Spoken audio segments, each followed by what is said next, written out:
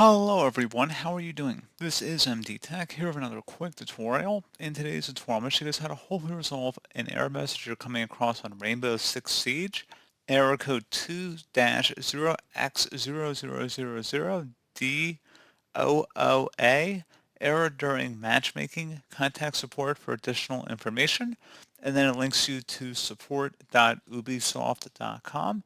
So this should hopefully be a pretty straightforward process here, guys. And without further ado, let's go ahead and jump right into it.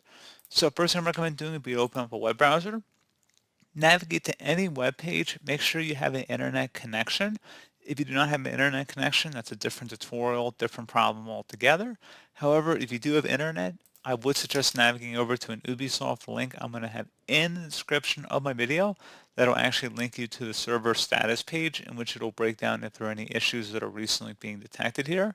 Now, please keep in mind, if you're just now experiencing the issue, there's a chance that it takes a couple minutes to load up. So if you're just experiencing the issue, come back here a few minutes later if you're not seeing anything immediately, and see that then start showing that there is a disruption to the global status in here.